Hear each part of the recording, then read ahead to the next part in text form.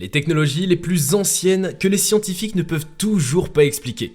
Il y a des milliers d'années, nos ancêtres ont créé des merveilles qui nous laissent bouche bée encore aujourd'hui. Imaginez-vous errer dans les ruines de civilisations perdues, entourés de technologies et de bâtiments si avancés que même nos esprits modernes peinent à en comprendre le fonctionnement. C'est un peu comme feuilleter un vieil album photo et découvrir des secrets oubliés de famille. Dans cette vidéo, on va revisiter ces trésors anciens, ces chefs-d'œuvre d'ingéniosité qui défient encore la science. Préparez-vous à un voyage nostalgique à travers le temps, où chaque découverte est un rappel de l'incroyable talent de l'humanité. Les batteries de Bagdad. Notre première escale nous amène en Irak où des archéologues ont découvert un ensemble d'artefacts surprenants connus sous le nom de batteries de Bagdad. Découverts dans les années 1930 à proximité de Kudjut Rabou, non loin de Bagdad, ces objets datent de plus de 2000 ans et ont intrigué les chercheurs depuis leur découverte. Des artefacts à première vue ordinaire sont de simples pots en terre cuite d'environ 15 cm de haut. À l'intérieur, ils contiennent une tige de fer entourée par un cylindre de cuivre maintenu en place par un bouchon en bitume. Ce qui est fascinant, c'est que la configuration de ces composants ressemble étrangement à celle des batteries électrochimiques modernes. Certains chercheurs pensent qu'en remplissant ces pots d'un acide ou d'une solution alcaline, comme du vinaigre ou du jus de citron, on pourrait générer une petite quantité d'électricité. Les batteries de Bagdad ont été l'objet de nombreuses théories et spéculations. Une hypothèse populaire est qu'elles auraient pu être utilisées pour des applications de galvanoplastie et un procédé permettant de plaquer de l'or ou de l'argent sur des objets en métal. D'autres suggèrent qu'elles auraient pu avoir une fonction médicale, peut-être pour soulager la douleur ou traiter certaines maladies en utilisant de légères décharges électriques. Cependant, malgré ces théories séduisantes, le véritable usage de ces dispositifs reste un mystère. Aucun texte ancien ne mentionne explicitement l'utilisation de l'électricité et les preuves archéologiques directes sont insuffisantes pour tirer des conclusions définitives. Les sceptiques soulignent également que les composants pourraient avoir été utilisés pour un usage complètement différent, non lié à l'électricité. L'idée que ces objets pourraient être des batteries anciennes a été popularisée par Wilhelm König, un archéologue autrichien qui a publié un article en 1940 proposant cette théorie. Depuis lors, de nombreux tests ont été réalisés pour reproduire ces dispositifs et certains ont réussi à générer une petite quantité de courant électrique, renforçant l'idée qu'ils pourraient avoir été utilisés comme des batteries. Cependant, les preuves restent circonstancielles et la communauté scientifique n'est pas unanime sur cette interprétation. Ce qui rend les batteries de Bagdad si intrigantes, c'est qu'elles soulignent à quel point les anciennes civilisations étaient ingénieuses et capables de réaliser des avancées technologiques impressionnantes bien avant que l'humanité ne comprenne pleinement les principes scientifiques sous-jacents. En fin de compte, que les batteries de Bagdad étaient utilisées pour générer de l'électricité ou non, elles représentent un témoignage fascinant de l'ingéniosité de nos aïeuls. Les pierres de Baalbek. Imaginez-vous en plein cœur du Liban, à Baalbek, devant un site archéologique qui défie toutes les explications rationnelles. Ici se trouvent les pierres les plus massives jamais taillées et déplacées par l'humanité. On parle de blocs de pierre pesant jusqu'à 1200 tonnes, soit l'équivalent de près de 200 éléphants adultes alignés les uns sur les autres. Comment diable ont-ils fait ça? Les pierres de Baalbek, aussi appelées les trilithons, font partie du complexe du temple de Jupiter construit par les Romains. Mais ces blocs gigantesques ont clairement été manipulés bien avant l'arrivée des Romains. La précision avec laquelle ces blocs ont été taillés et placés est tout simplement ahurissante. On parle de joints si serrés qu'il est impossible de glisser une lame de couteau entre eux. Pas mal pour une civilisation qui n'avait pas de grue ou de technologie moderne, n'est-ce pas ? Alors comment ont-ils fait pour déplacer ces monstres de pierre? Plusieurs théories ont été proposées, allant de rouleaux en bois aux techniques de levage utilisant des systèmes de contrepoids. Mais aucune explication ne semble totalement satisfaisante. Les anciens bâtisseurs de Baalbek auraient-ils eu accès à des technologies que nous ne comprenons pas encore? Ou peut-être connaissent-ils des secrets de la physique perdus dans les méandres de l'histoire? Certains passionnés vont même plus loin et évoquent des théories encore plus folles. Et si les anciens avaient eu de l'aide d'ailleurs? Genre des extraterrestres. Quoi qu'il en soit, les pierres de Baalbek restent un défi monumental à notre compréhension de l'ingénierie ancienne. Chaque année, des archéologues, des ingénieurs et des passionnés de mystère se rendent sur ce site dans l'espoir de percer le secret de ces blocs titanesques. Et vous, qu'en pensez-vous? Était-ce un coup de génie d'une civilisation ancienne dont les techniques se sont perdues avec le temps? Ou y a-t-il quelque chose de plus mystérieux encore à découvrir sous les pierres de Baalbek? Quoi qu'il en soit, une chose est sûre, ces pierres continuent de nous fasciner et de nous défier. Les crânes de cristal. Les crânes de cristal sont parmi les artefacts les plus énigmatiques et fascinants jamais découverts. Ces sculptures souvent en quartz ont été trouvées dans diverses régions du monde, notamment au Mexique, en Amérique centrale et au Brésil. Bien que leur origine précise soit encore débattue, ils sont souvent attribués aux civilisations précolombiennes telles que les Mayas ou les Aztèques. Ce qui rend les crânes de cristal si intrigants, c'est leur niveau de détail et de finition. Beaucoup de ces crânes sont sculptés avec une précision étonnante, parfois même à l'échelle microscopique. Ils représentent et présentent surtout des caractéristiques anatomiques détaillées et des surfaces polies qui reflètent la lumière de manière spectaculaire. La question qui se pose alors est comment les anciens sculpteurs ont-ils pu atteindre un tel niveau de perfection sans les outils modernes ? Une des théories les plus populaires est que les crânes de cristal possèdent des propriétés mystiques ou spirituelles. Certains croient qu'ils auraient été utilisés lors de cérémonies religieuses ou comme outils de divination. Les légendes locales racontent même que ces crânes pourraient détenir des pouvoirs surnaturels tels que la capacité de guérir des maladies ou de communiquer avec les esprits. Cependant, malgré ces histoires fascinantes, les scientifiques restent sceptiques et des analyses détaillées de certains crânes ont révélé des marques de fabrication modernes suggérant qu'ils pourraient être des contrefaçons fabriquées au 19e ou 20e siècle. En 2008, une étude menée par le British Museum et le Smithsonian Institution a conclu que les outils utilisés pour sculpter ces crânes n'existaient pas à l'époque des civilisations précolombiennes, renforçant l'idée qu'ils pourraient être des fabrications récentes. Mais même avec ces découvertes, le mystère persiste. Tous les crânes de cristal n'ont pas été analysés de manière aussi exhaustive, et certains d'entre eux continuent de défier les explications. Le crâne de cristal le plus célèbre, connu sous le nom de crâne de Michel Edge, a été découvert en 1924 par l'explorateur britannique F.A. Michel Edge. Ce crâne particulier est souvent décrit comme le plus parfait de tous, avec des détails anatomiques incroyablement précis et une surface polie à la perfection. Les partisans de l'authenticité des crânes de cristal affirment que les techniques modernes de falsification ne peuvent pas expliquer la qualité de ce spécimen particulier. En conclusion, les crânes de cristal restent un mystère non résolu. Qu'ils soient des reliques anciennes aux propriétés mystiques ou des artefacts plus récents entourés de folklore et de légendes, ils continuent de captiver l'imagination du public et de poser des défis aux chercheurs. Les lentilles de Nimroud.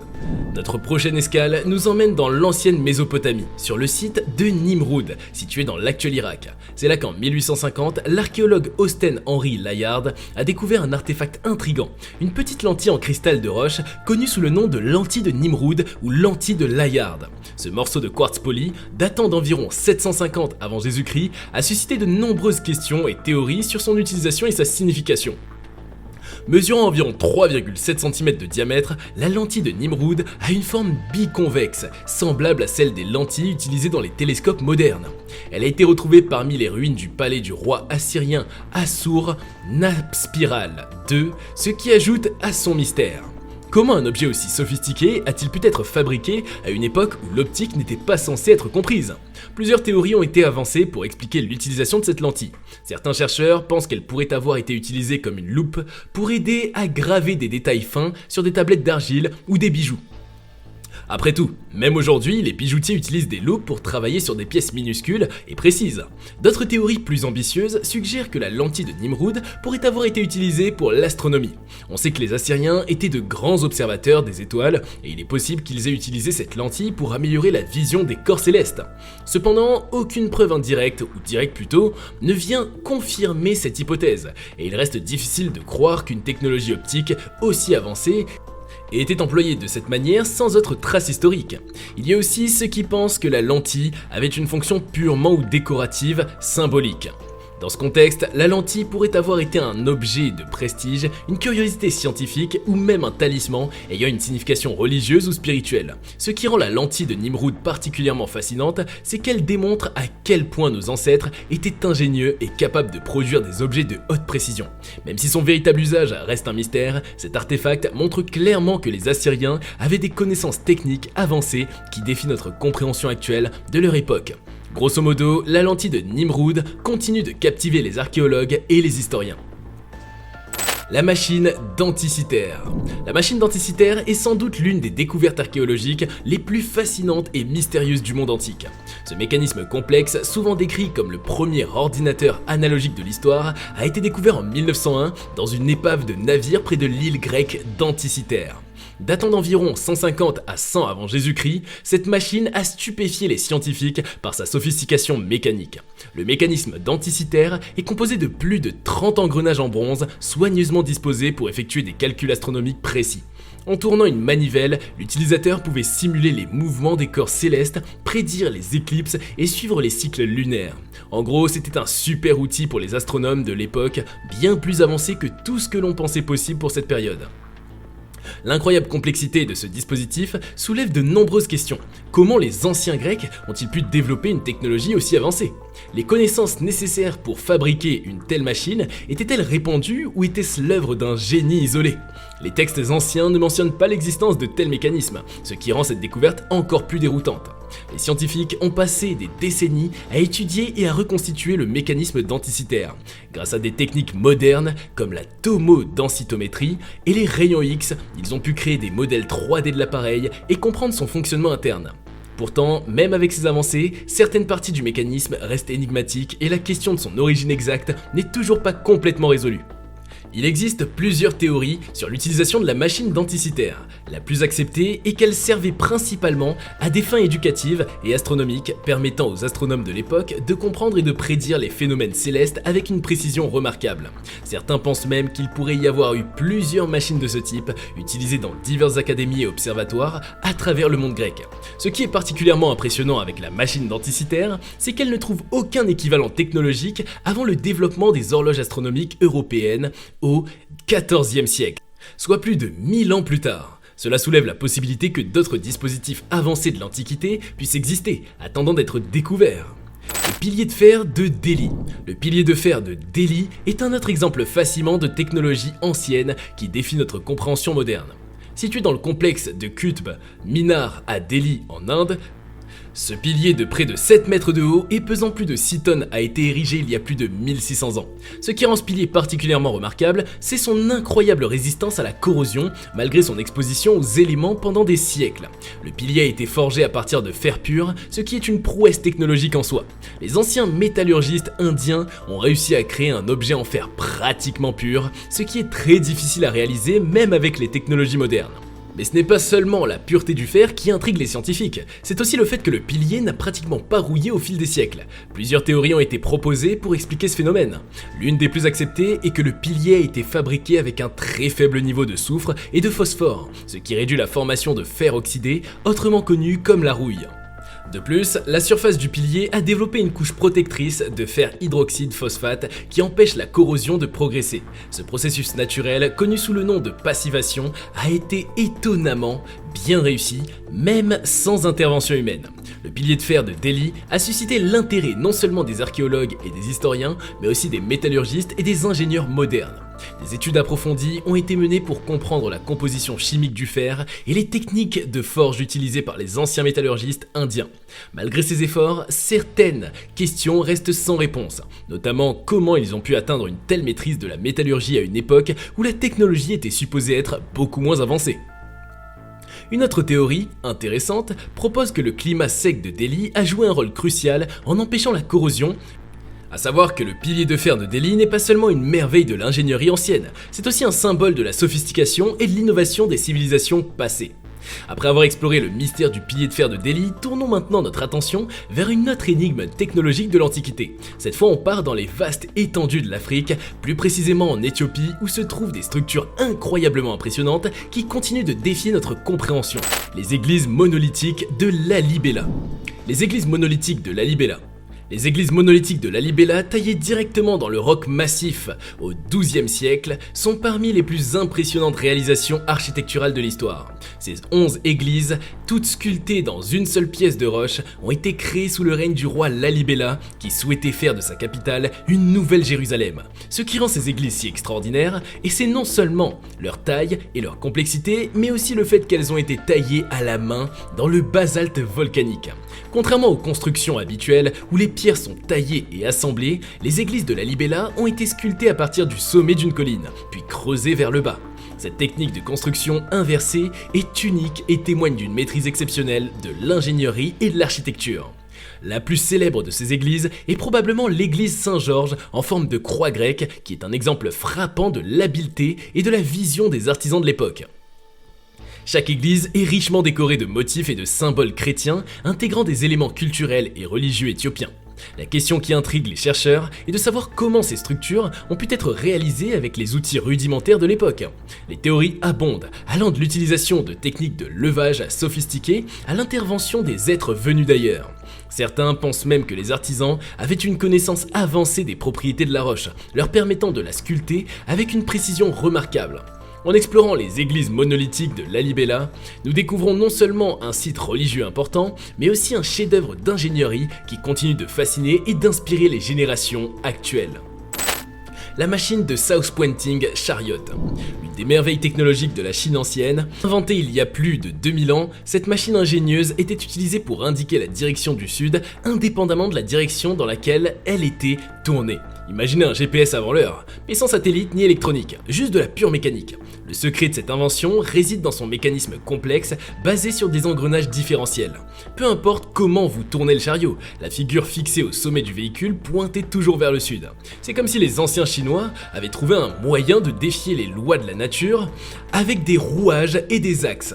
Cette invention a été attribuée à plusieurs inventeurs, mais on va dire que la plupart des récits l'accréditent avec l'ingénieur Ma Jun qui a vécu la dynastie Wei 220-265 après Jésus-Christ. Ma Jun était célèbre pour ses innovations et son génie mécanique, et la machine de South Pointing Chariot est sans doute l'une de ses créations les plus célèbres. Mais pourquoi une telle invention? En plus de son utilité pratique pour la navigation et l'exploration, elle avait également une signification symbolique. Dans la culture chinoise, le sud était une direction sacrée, associée au pouvoir et à l'empereur. Avoir une machine qui pointait constamment vers le sud était donc aussi un symbole de respect et de vénération. Aujourd'hui, la machine de South Pointing Chariot reste un mystère fascinant, et les répliques modernes de ce dispositif montrent à quel point il était avancé pour son époque, et les ingénieurs d'aujourd'hui continuent d'admirer cette prouesse de la mécanique ancienne. Et voilà, mes chers explorateurs du passé, nous arrivons à la fin de notre voyage à travers ces incroyables technologies anciennes. Mais avant de conclure, il nous reste un dernier mystère à découvrir. Et celui-ci est tout simplement magique. Préparez-vous à plonger dans l'univers fascinant de l'optique ancienne avec le mystère des miroirs magiques de la Chine antique. Le miroir magique de Chine. Les miroirs magiques de Chine, datant de la dynastie Han, c'est-à-dire entre 206 avant Jésus-Christ et 220 après Jésus-Christ, sont des objets fascinants qui continuent de défier notre compréhension moderne. À première vue, ils ressemblent à de simples miroirs en bronze poli, utilisés par les anciens Chinois pour leur réflexion. Mais leur secret extraordinaire se révèle lorsque la lumière du soleil les éclaire. Lorsque ces miroirs sont exposés à la lumière directe, ils projettent des images gravées sur leur dos, telles que des dragons, des fleurs ou des caractères chinois sur les murs environnants. Ce phénomène, appelé métallurgie d'interférence de surface, est rendu possible grâce à une technique de fabrication extrêmement sophistiquée. Les artisans de l'époque maîtrisaient une science de la surface et de la réfraction de la lumière qui dépasse de loin les connaissances de leur temps. Le processus exact de fabrication de ces miroirs reste un mystère. Comment ont-ils réussi à créer ces motifs subtils et invisibles à l'œil nu, mais capables de projeter des images détaillées lorsqu'ils sont illuminés?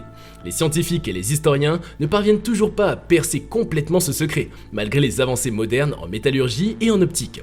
Leur capacité à transformer la lumière en images est une prouesse technologique qui continue de nous émerveiller. Et chers explorateurs de Cultination, nous voilà à la fin de cette vidéo. Qui sait quel mystère nous pourrons élucider demain? Merci d'être resté avec moi à travers cette technologie ancienne. Si vous avez aimé cette vidéo, n'oubliez pas de liker, de partager et de vous abonner pour ne rien manquer de nos futures aventures historiques.